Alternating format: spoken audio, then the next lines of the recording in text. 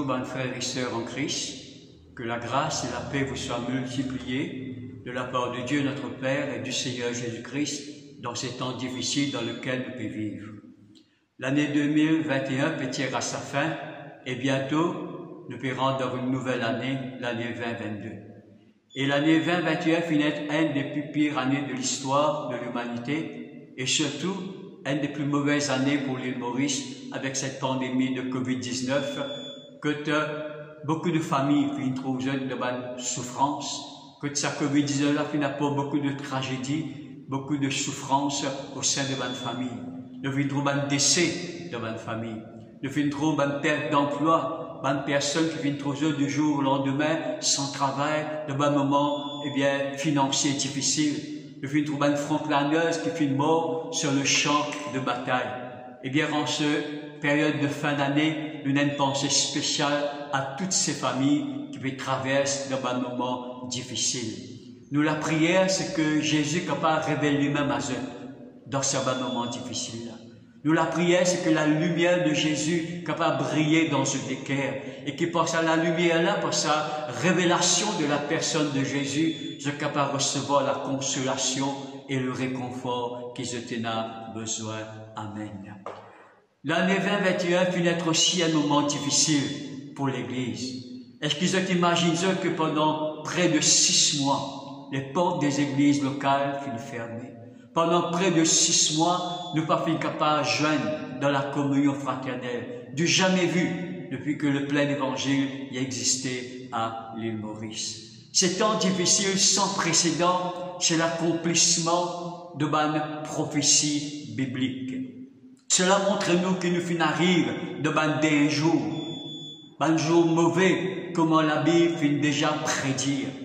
L'apôtre Paul peut dire dans 2 Timothée, le chapitre 3, le verset 1er, « Sache que dans les derniers jours, il y aura des temps difficiles. » Quand nous lisons dans Luc, le chapitre 21, que Jésus lui parle de derniers jours, qu'il énumère différentes catastrophes qui vous frappent les nations, qui vous frappent le monde de derniers jours. Parmi toutes ces catastrophes-là, il parle de la peste en divers lieux. La peste est une maladie contagieuse. La peste est définie dans un dictionnaire comme une maladie contagieuse, une maladie infective qui transmet, capable d'animaux à homme ou d'homme à homme. Et Jésus dit comme ça, quand on a la peste en divers lieux, dans le verset 25, il y a sur la terre, il y aura des angoisses chez les nations. Nous trouvons cette prophétie de la part de Jésus vient de 2000 ans, il est déjà accompli. Et d'autres catastrophes encore qui peuvent déjà arriver dans nos générations. Et dans Matthieu, le chapitre 24, le verset 25, Jésus dit comme ça, voici, je vous l'ai annoncé d'avance. Si le Seigneur vient prophétise sur les derniers temps, ce jour mauvais qui vous caractérise les derniers temps, c'est frères et sœurs, afin qu'ils nous soient avertis. Afin que quand nous trouvons ces moments difficiles arrivent, nos pays, nos îles, le monde, nous pas troubler, nous pas ébranler dans nous la foi, nous pas poser une question qui nous chrétiens ne faut pas nous poser parce qu'il traduit nous l'incrédulité, mais quand le Seigneur était, quand bon Dieu était dans toutes ces choses, quand toutes ces choses ont déjà été prophétisées, ont déjà été annoncées par le Seigneur et par ses apôtres il y a plus de 2000 ans de cela. Mes amis, nous vivons dans un temps unique dans l'histoire de l'humanité, dans le sens qu'il nous trouve un des l'accomplissement de bonnes prophéties bibliques. Nous trouvons dans ces derniers temps, mes amis, une accélération de bonnes prophéties bibliques. Parce que le Seigneur, il peut accélérer les choses pour qu'il y amène ce plan de restauration, ce plan qu'il tient pour la terre, ce plan qu'il tient pour l'humanité et qui finit retardé à cause du péché d'Adam et Ève. Le Seigneur peut restaurer tout ce qui a été brisé, tout ce qui a été perdu à cause du péché. Et il y a une accélération de la prophétie biblique dans ces derniers temps. Dans Romains, le chapitre 9, le verset 28, La Bible dit, quand le Seigneur exécutera promptement ce qu'il a résolu sur la terre. Quand nous mettons Romains 9, le verset 28 dans ce contexte, l'apôtre Paul lui parle de dans le dernier temps. Et il dit, dans le dernier temps, le Seigneur peut exécuter promptement, veut dire rapidement, sans tarder, eh bien, les prophéties qui pourraient accumuler, qui pourraient déboucher sur l'accomplissement du plan de Dieu pour la terre et pour l'humanité. La question qui nous pose, nous, quelle attitude un chrétien besoin adopter dans ces temps difficiles dans lesquels nous pouvons vivre? Quelle nous l'attitude alors que nous termine l'année 2021 et nous commençons une nouvelle année? Quelle est notre attitude devant toutes ces catastrophes, devant tous ces moments difficiles? Premièrement, nous besoin rendre grâce à Dieu pour toutes choses.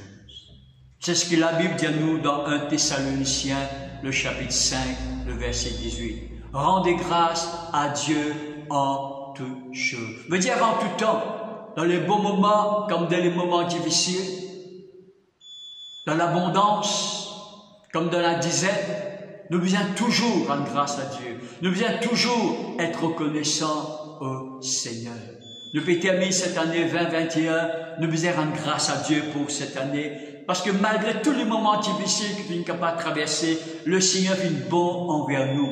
Le Seigneur est bon envers nos familles. Nous devons trouver sa bonté renouvelée chaque matin fidèlement dans notre vie.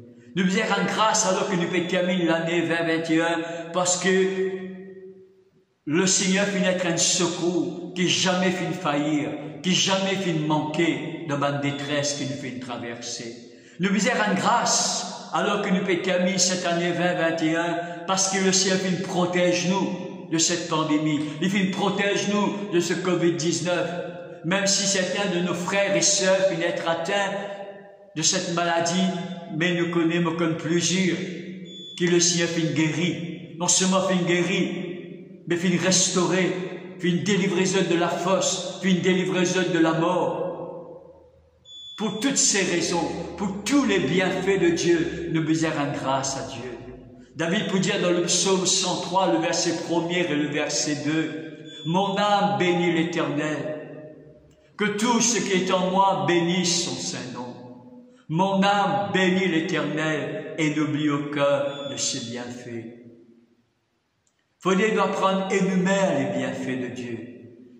Quand nous pouvons énumérer les bienfaits de Dieu, surtout à cette fin d'année, prenons la reconnaissance, prenons les actions de grâce qui peuvent monter. Il ne faudrait pas nous laisser le diable embêter nous. Mais il y a tel miracle que pas encore recevoir. Et il y a telle bénédiction que pas fini de recevoir. Et il y a telle la prière qui peut encore exaucer. Il y a tel manquement dans toute la vie. Il ne faudrait pas nous laisser le diable attirer nous l'attention dans les choses qui peut-être ne pas encore recevoir. Sinon nous pouvons lamenter. Sinon nous pouvons murmurer. Mais nous reconnaissons pour tout ce que le Seigneur fait faire, mes amis. Pas terminer l'année sans qu'il nous ait en nous cet esprit de reconnaissance. Les prières qu'il peut encore exaucer, les miracles qu'il ne peut encore recevoir, les bénédictions qu'il ne peut encore trouver. Croyez-moi, Dieu est fidèle, il vous fait lire dans les temps. Parce que le Seigneur, il fait tout chose dans les temps. Garde confiance et nous vous trouvons les choses que nous finissons de demander, accomplir. Peut-être pas ça l'année-là, mais l'année prochaine, nous vous trouvons ces choses et bien accomplir. Je crois le Seigneur se m'a bien fait tellement nombreux. Qui est capable d'en compter les nombres? Amen. Nous prions que Dieu, dans sa miséricorde, l'année 2022, capable d'accorder à différentes autorités, à l'île Maurice, comment dans le monde, l'intelligence, la sagesse pour enrayer cette épidémie. Mais me connaît d'après les prophéties bibliques qui nous finissent dans les derniers temps, nous finissent dans les jours mauvais. Nous croyons dans la prophétie biblique. La Bible dit moi dans 2 Pierre, le chapitre 1er, le verset 19 et 21, nous tenons de temps plus certaine la prophétie. Pierre dit que c'est la prophétie biblique est sûre, est certaine. Pourquoi? Parce que ce n'est pas par une volonté d'homme qu'une prophétie n'a jamais été rapportée. mais c'est poussé par le Saint-Esprit que des hommes ont prophétisé, ont parlé de la part de Dieu. Et ces prophéties, c'est comme une lumière, une lampe qui brillait dans les ténèbres, Pierre veut dire. Nous croyons dans la prophétie biblique, parce que la prophétie biblique n'est pas trop sur l'origine de la pensée, dans l'intelligence des hommes. La prophétie biblique est trop sur l'essence, eh bien, dans le Saint-Esprit de Dieu. Les hommes ont été que des porte-voix, ont été que des porte-paroles du Saint-Esprit. Le Saint-Esprit fait une saisisseur, suffit une pense des choses qui par sa propre intelligence, jamais ce type connaît. Donc nous croyons que les choses parfois en améliorant, si Dieu fait nous grâce, nous réussit, trouve une solution à sa pandémie-là, il y a d'autres problèmes qui peuvent venir, il y a d'autres difficultés qui peuvent frapper le monde. Donc, ne pas attendre que les choses rosent l'année prochaine. Mais ce qui nous connaît, une chose qui nous sûre, c'est que Dieu, pour continuer, prend soin de ses enfants tout au long de l'année 2022. Il dit qu'il n'est pas avec nous tous les jours, jusqu'à la fin du monde. Qu'il jamais il ne abandonne nous, jamais il ne délaisse nous. Il est dans le livre du prophète Ésaïe, une maman capable d'abandonner ses enfants. Mais moi, l'Éternel Dieu, jamais ne m'abandonne toi, parce qu'il me fait une grave toi sur le pauvre de la main, et te peut toujours devant moi.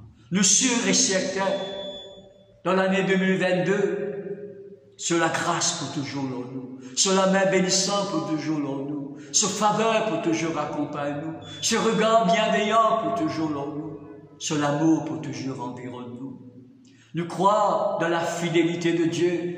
Nous croyons que Dieu est pour fidèle tout au long de l'année 2022. Qu'importe ce qui va arriver le monde, qu'importe ce qui va arriver l'île Maurice, il est pour toujours fidèle envers l'alliance qu'il vient faire avec nous en Jésus-Christ. Il est pour toujours fidèle pour accomplir ses promesses envers nous.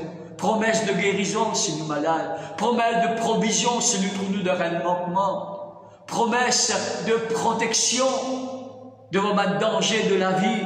Promesses de succès dans notre entreprise. Promesses que nous la prière pour être exaucée, qui nous fait même infiniment au-delà de tout ce que nous sommes capables de demander ou penser, qui savons Dieu là qui nous peut servir.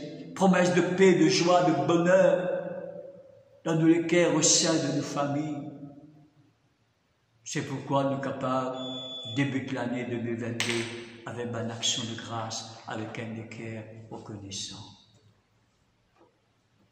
Dans ces temps difficiles qu'il nous peut vivre, dans ces temps de la fin, la Bible n'a pas de parole d'espérance pour nous les enfants de Dieu. Quelle est cette parole d'espérance? Jamais on ne peut lasser pour y aller. Jésus revient sur les nuées du ciel pour enlever son Église. Jésus revient bientôt, il parle un slogan chrétien, il parle un logo d'une dénomination, comme on a un slogan, un logo, boire telle chose et tu gagnes les ailes. Ça c'est un slogan. Ça, c'est un logo. Jésus revient bientôt, c'est une réalité qui est prête d'accomplir. C'est l'espérance de chaque chrétien. Nous croyons que dans ce même moment difficile-là, Jésus peut retourner pour enlever l'Église avant que le monde il rentre dans une dépêche ténèbres, selon Ésaïe, le chapitre 60. Il peut enlever l'Église avant que le fils de la perdition, l'homme du péché, l'homme qui s'élève au-dessus de tout ce qu'on appelle Dieu et qu'on adore, l'antichrist qui peut venir bientôt, qui peut établir un dictateur économique, politique, religieux sur le monde entier, que personne n'est pas capable ni acheter ni vendre, s'il n'est pas recevoir la marque de la bête, la marque 666, qui est une marque qui dit qu'il ne donne ni l'allégeance, une marque qui dit qu'il ne fait renier le Christ pour nous adorer. Le Seigneur enlève l'Église avant la grande tribulation, qui fut un moment de l'histoire de l'humanité le plus sombre. Quand Jésus lui parle de la grande tribulation, il dit à ces jours pas pour abréger, personne de la terre va être sauvé. Voilà pourquoi le retour de Jésus, c'est l'espérance du chrétien. Et nous pouvons vivre de ce même jour-là. Pas seulement fixer notre regard, pas nous fixer notre regard dans le moment difficile, mais trouve de ce moment difficile-là que Jésus revient bientôt. Quand nous lisons dans Luc, le chapitre 21, à partir du verset 6 au verset 26, quand Jésus fait pas différentes catastrophes, différentes calamités qui vous frappent la terre dans un jour, il termine cette exhortation dans le verset 27 et 28. Il dit, quand je trouve ces choses arriver, relève la tête, redresse-eux, parce qu'ils ont une délivrance si proche. Car alors, on verra le Fils de l'homme venir sur une nuée avec une grande gloire et une grande puissance. Donc trouve dans ces derniers jours, trouve de ce même calamité-là, trouve de ce moment difficile-là que Jésus peut retourner bientôt. Notre délivrance de ce monde des ténèbres est proche. Notre délivrance de ce monde que Satan est le prince est proche. Notre délivrance de ce monde qui peut être poussé d'après Isaïe 60 dans des pestes ténèbres. Avec la venue de l'Antichrist, notre délivrance est proche. Pour toutes ces raisons, nous avons sujet de nous réjouir dans tous ces moments difficiles. La Bible dit dans Romains, le chapitre 13, le verset 11, l'apôtre Paul écrit à l'Église, « Vous savez en quel temps nous sommes. Il est important que le chrétien il connaît dans qui des temps il peut vivre. Il est important que le chrétien il discerne même si des temps. Jésus t'y reproche, même pharisien, dit à ce qu'on discerne, si vous faites beau aujourd'hui, bien si vous prenez la pluie. Mais ce n'est pas qu'on discerne dans quelle génération je vais vivre. Ce n'est pas qu'on discerne que je vais vivre dans la génération doit prophétiser tous les prophètes et le prophète Daniel, la venue du Messie, la naissance du Messie dont Dieu a annoncé à l'homme de l'humanité dans le jardin d'Éden. Je ne passe à côté de sa grande bénédiction, je ne passe à côté de ce salut Israël, parce qu'il m'a fait une discerne la génération dans laquelle je peux vivre. Il ne faut pas nous chrétiens qui vivent dans cette dernière génération, nous rate sa bénédiction-là, nous rate l'enlèvement, parce qu'il n'est pas fait qu'on discerne le temps dans lequel nous pouvons vivre. Donc Paul dit que ça, vous savez dans quel temps nous sommes. C'est l'heure de nous réveiller enfin de notre sommeil. Quand nous sommes maintenant plus près du salut que lorsque nous avons cru. La nuit est avancée, les ténèbres est venues, et le jour approche, le jour de la délivrance, le jour de l'enlèvement, le jour du retour de Jésus, le jour du Seigneur est approché, la nuit. Et tire à sa fin. À nous discerner de cela. Que l'année 2022 est l'année que nous réveiller de nos léthargies. Nous réveiller dans nos consécrations, nous réveiller dans nos la vie de prière, nous réveiller dans nos la marche avec le Seigneur. Parce qu'il peut dire, vous savez en quel temps nous sommes, c'est l'heure de nous réveiller. Il va pas adresser au monde, il va adresser à l'Église. Il dit, quand je fais une discerne de temps qu'il faut, réveillez-vous. Et agir d'après ça les temps-là. À nous réveiller, que l'année 2022 est l'année du réveil. Réveil personnel, réveil au sein de nos familles, un réveil de Dieu, un réveil de l'esprit, un mouvement de réveil, que Dieu réveille notre esprit, tiens-nous dans le sommeil, que Dieu lui visite son Église dans le réveil, afin que nous capables être prêts pour le retour de Jésus, afin que le retour de Jésus ne pas surprendre nous, il ne pas venir à l'improviste pour beaucoup d'entre nous. Parce que le Seigneur viendra comme un voleur dans la nuit. C'est ce que l'apôtre Paul peut dire dans 1 Thessaloniciens, le chapitre 5. Vous dire, pour ce qui est des temps et des moments, vous n'avez pas besoin, frères, qu'on vous en écrive. Il ne peut pas en même temps que vous précède l'enlèvement de l'Église. Vous savez vous-même que le jour du Seigneur viendra comme un voleur. Mais vous, frères, vous n'êtes pas dans les ténèbres pour que ce jour vous surprenne comme un voleur. Vous êtes tous des enfants de la lumière, des enfants du jour. Nous ne sommes point de la nuit et des ténèbres. Ce jour peut venir à l'improviste pour les habitants de ce monde. Ce jour peut venir comme un voleur dans la nuit pour les habitants de ce monde. Mais pour nous chrétiens, pour nous qui finissons être éclairés de la prophétie biblique, pour nous qui avons la connaissance de la parole de Dieu, pour nous qui venons éclairer de la révélation de Dieu. Il ne faut pas qu'il nous laisse ce jour surprendre. Si nous réveiller, si un chrétien réveillé, ce jour n'est pas pour surprendre. Que l'année 2022 n'est pas seulement une année de réveil pour nous personnellement, pour nos familles, pour l'Église, mais il y a l'année que nous sommes capables de tenir nous prêts pour le retour du Seigneur, parce qu'il peut retourner bientôt. Jésus vous dit dans Matthieu, le chapitre 24, « Tenez-vous prêts, car vous ne savez pas quel jour et quelle heure le Seigneur viendra. » C'est vrai, nous connaissons, si ce retour proche nous, il vient de nous beaucoup bâti, mais qui mois, qui l'année, qui jour, qui heure, personne ne connaît Jésus-Dieu. Ni les anges qui sont dans les cieux, même pas le Fils de l'homme, le Père seul comme ça jour. Alors l'année 2022, que nous tenions prêts, quand le Seigneur peut venir à n'importe quel moment. Un signal donné, à la voix de nos camps, le Seigneur peut venir. À nous vivre cette année 2022 dans l'attente du retour de Jésus. Pierre peut dire à l'Église, dans ce deuxième épître de Pierre, le chapitre 3, quelle ne doit pas être la sainteté de notre conduite, notre piété, alors que nous attendons et que nous attendons la venue du Seigneur. Combien de chrétiens peuvent attendre la venue du Seigneur? Combien de chrétiens peuvent désirer la venue du Seigneur? Combien de chrétiens peuvent vivre dans cette attente-là? Parce qu'ils se trouvent bien dans ce monde, dans les plaisirs de ce monde, dans les choses de ce monde. C'est plaisant dans ce monde. Le retour de Jésus n'est pas vraiment une bonne nouvelle pour beaucoup. Parce qu'ils se trouvent bien dans ce monde.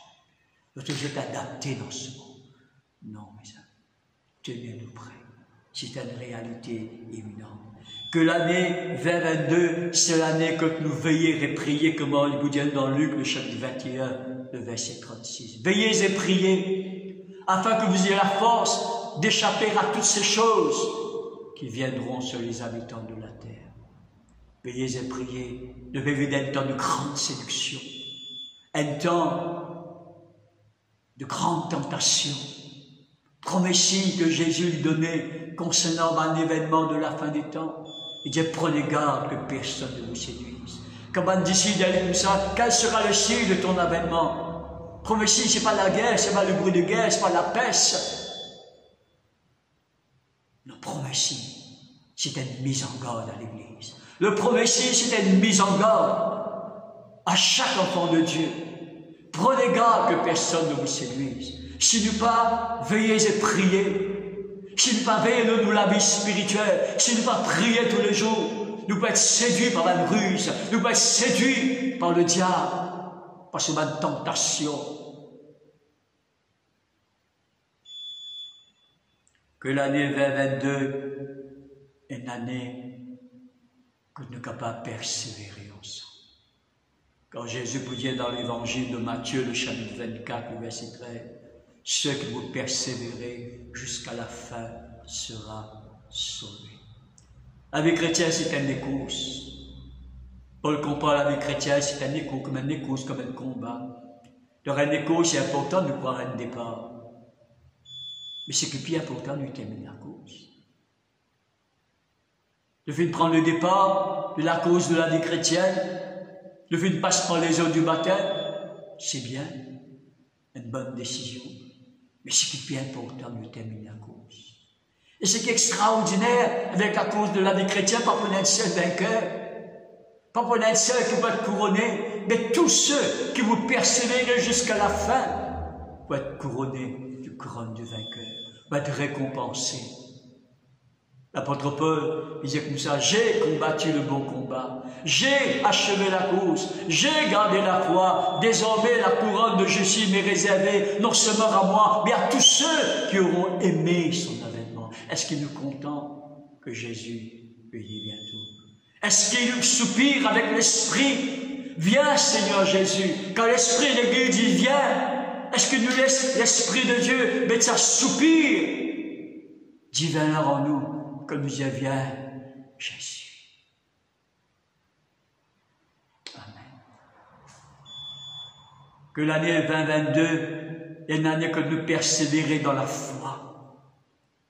Parce que Jésus dit quand vous me retournez, est-ce qu'ils me porteront la foi? Paul peut dire beaucoup abandonneront la foi pour des doctrines mensongères, des doctrines de démons. Dieu parle à l'Église.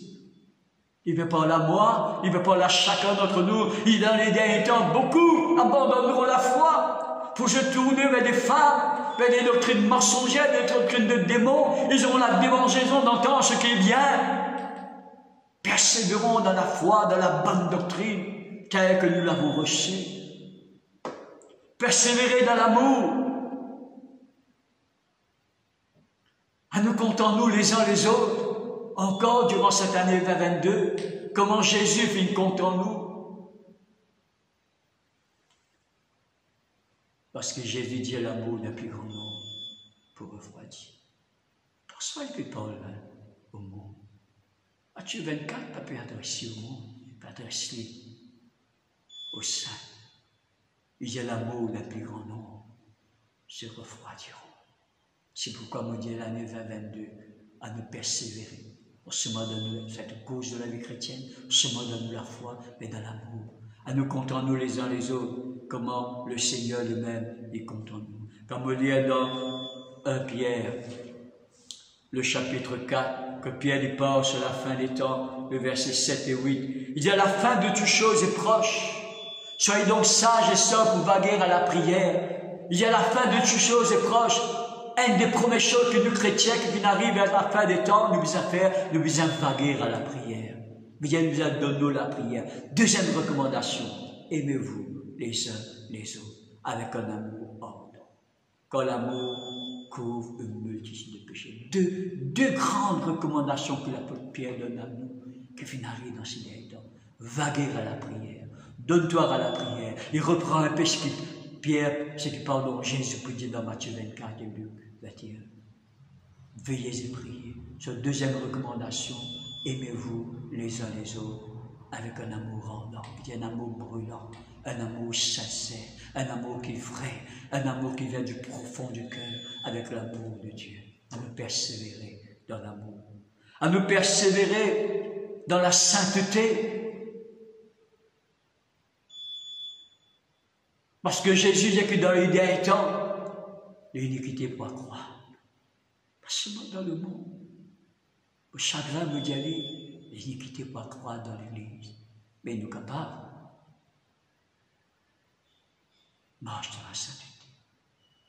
C'est un avertissement, ça. Nous sommes capables de vivre dans la sainteté. Nous sommes capables de persévérer dans la sainteté.